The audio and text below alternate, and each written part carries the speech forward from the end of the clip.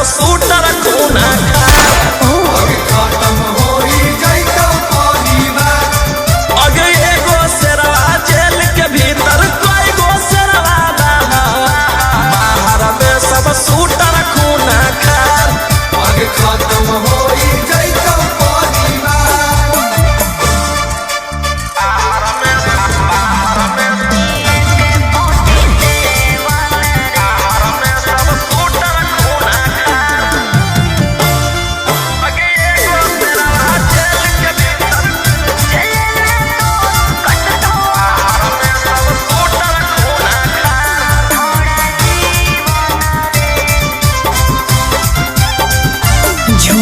रखो हनी के 47 रे लेके घूमो हनी गाड़ी असलेवन रे।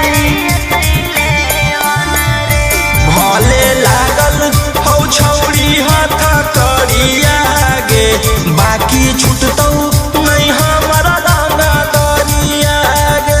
जले में तो कटतो छोड़ा जीवन रे झूठे रखो हनी के 47 रे लेके घूमो हनी गाड़ी असलेवन रे। देख ले तोरो छोड़ा भीतर में रह के पहुंचले में मोर बिगाड़। अगे एगो शेरवा जेल के भीतर कोई गो शेरवा बाहर में सब सूटर खूना खार। आगे खत्म होई जाइतो परिवार। अगे एगो शेरवा जेल के भीतर कोई गो शेरवा बाहर में सब सूटर खूना खार। आगे खत्म होई जाइतो परिवार।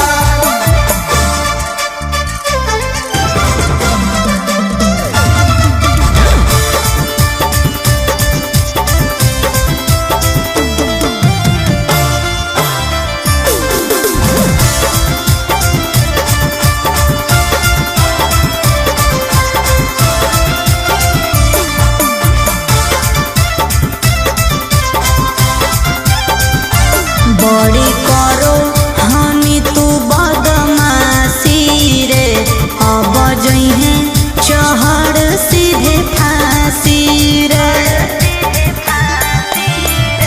जे तू खेलो ही माहिर ही खेलावा में तोरा अकड़ निकल रह के जेलावा में। तू के तनु को लेनी उपाय न मिलतो माफी रे।